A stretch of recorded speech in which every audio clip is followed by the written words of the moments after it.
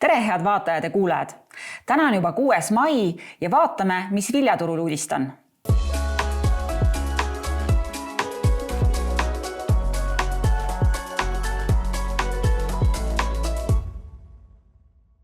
Tänast saadet alustame eelkõige ilmauudistest ja vaatame, mis toimub kõige olulisemates niisukasvatuspiirkondades.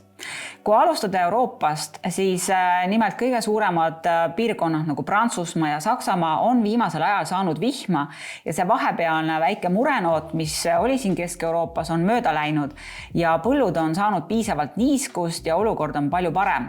Ja seda me näeme ka näiteks Prantsusmaa niisupõllude olukorrast, kus stabiilselt 74% niisupõldudest on siis heas või väga heas olukorras. Sama on ka siis Saksamaal ja teistes Kesk-Euroopa riikides. Kui nüüd lähemale kodule tulla, siis kuiv on tõesti Poolas ja kuivem on ka tegelikult Skandinaavias. Kui rääkisin ka siin kolleegidega Rootsis ja Soomes, siis neil on vaja kindlasti vihma ja see on väga oluline, sest neil on tõesti niiskuse defitsiit ja oluline on see just siis nii-öelda taliviljade seisukohalt ja ka kuidas siis nüüd suviviljad edasi arenevad. Kui vaadata meie naabri suunas, siis Venemaa on saanud samamoodi vihma. Ka seal oli vahepeal kuiv, kuid viimased päevad on toonud sinna ohtralt sademeid ja niisupõllud on seal heas või väga heas olukorras juba 95%. Et kus veel kuiv on tegelikult Ukraina ja Ukraina juures on nüüd küll selline olukord, kus vihma on hädasti vaja.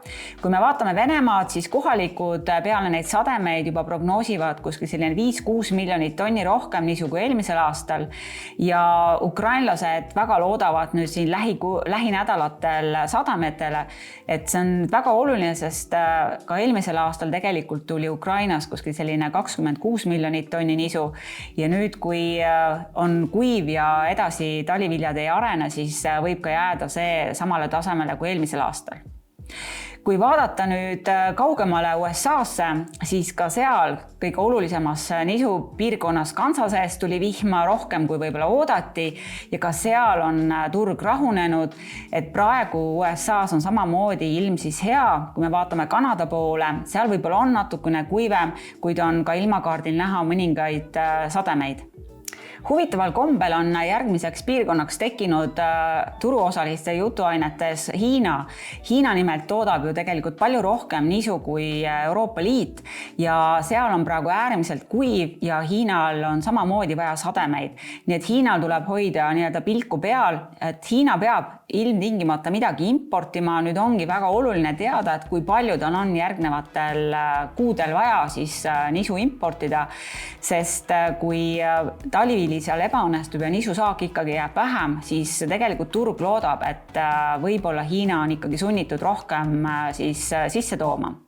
Samal ajal aga me kuuleme, et Hiina propageerib nii-öelda kohalike põllumeeste seas siis nisu kasvatama ja rohkem siis nisu külvama.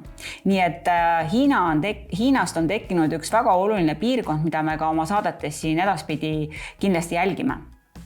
Aga miks me ikkagi ilmast nii palju räägime? Nimelt mai ja juuni on kõige olulisemad kuud ikkagi viljakaubanduses ja praegu me tegelikult kauplemegi nii-öelda ilma uudiseid. Hetkel ikkagi, nagu sai öeldud, igal pool on praktiliselt olukord kontrolli all ja on olulised piirkonnad saanud piisaval koguses siis sademeid. Nii et kui me vaatame ka siin ekraanil, kus eelmised aastad näitavad, et sinna mai-juuni võib olla ilma tõttu siis viljahindades hüpe, siis seda on turg lootnud siin nüüd pikka aega. Kahjuks, kui vaadata ikkagi ilmakaartidele otsa, ei ole ühtegi põhjust ilma pärast muretsemiseks. Teine väga oluline koht, mida me peame jälgima, on ikkagi fondide tegevused. Fondid nimelt on müünud niisupositsioone rekordiliselt nii USA turgudel kui ka siin Matifi positsioone ja kui nüüd peaks midagi ilmaga juhtuma või kui peaks tulema kuskilt mingisugune uudis, mis peaks siis turgu liigutama, siis fondid ka kindlasti oma positsioone peavad sulgema ja see võib viia siis hinnad kiiresse liikumisse. Seda turg on siin tõesti ka pikalt spekuleerinud, kuid täna me näeme, et fondid pigem suurendavad oma positsioone ja panustavad jätkuvalt langusele. nii et saame tegelikult lühikokkuvõttena öelda, et praegu viljahinda mõjutab ikkagi kaks väga olulist asjaolu, nimelt ilm ja sellelt lähtuvalt ka siis fondide tegevus turgudel. Kui vaadata siia nüüd juurde, kuidas on siis graafiliselt nisu hind liikunud, siis kui vaadata täna Matifi taset, täna me oleme detsembri Matifist 214, siis me oleme kogu aeg jätkuvalt allapoole liikumas ja kui ei tule nüüd ühtegi toetavat uudist ilma osas või mingid muud geopoliitilist pööret, siis hind on jätkuvalt ikkagi langustrendis ja me liigume allapoole. Võime öelda, et tehniliselt võime liikuda isegi tasemele siin 200 või 205 ja vaikselt võime ka füüsilise hinna osas liikuda enne sõjajärgset aega. Nii et tegelikult turg väga ootab nii-öelda ilmast sõltuvaid uudiseid ja hoiame siin siis jätkuvalt silma peal.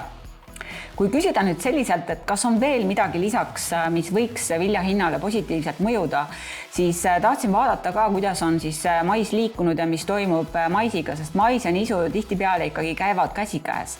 Nimelt maisi futuurid on samamoodi alla tulnud ja praegu on USA-s väga oluline aeg, sest USA praegu külvab maisi ja on kuskil 40% külvatud. Ja kui vaatasime enne ilmakaarte, siis ilm on selleks ka väga hea ja praegu prognoositakse ka rekordiliselt külvi siis USA-s. Samal ajal külvab ka tegelikult Brasiilia. Brasiilia valmistub nii-öelda teise ringi maisisaagiks ja praegu ka samamoodi prognoositakse sealt kuskil rekordilist saaki, nimelt 3 miljonit tonni rohkem siis kui eelmisel aastal.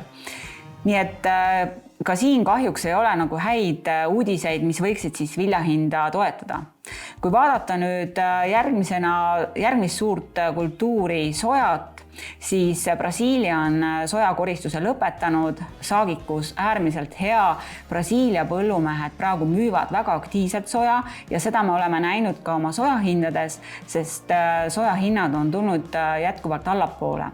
Kogu Lõuna-Ameerika sojasaak on üle 220 miljoni tonni ja seda turg on tegelikult pidevalt siin prognoosinud ja võib öelda, et see saagikus isegi sai olema rohkem, kui võib-olla kõige alguses julgeti prognoosida. Nii et ka soja teema lõpetuseks me saame öelda, et ka soja hind on langustrendis ja seda veel lisaks mõjutab ka nafta hind, mis on langenud ja OPEC-i otsused, et tootmist järjest suurendatakse. Soja hinna juurest on nüüd paslik tulla rapsi hinna liikumise juurde.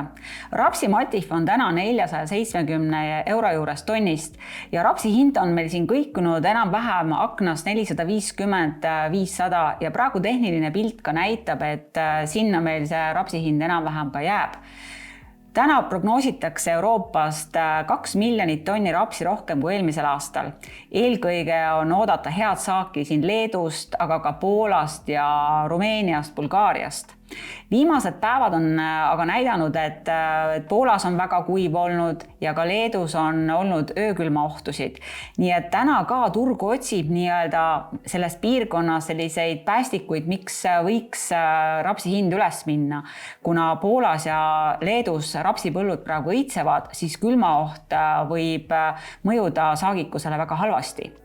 Kas ja kui palju nüüd kuiv ja külm ilm meie lähinaabrite juures rapsisaaki saab mõjutama, sellest me saame rääkida juba järgnevates saadetes.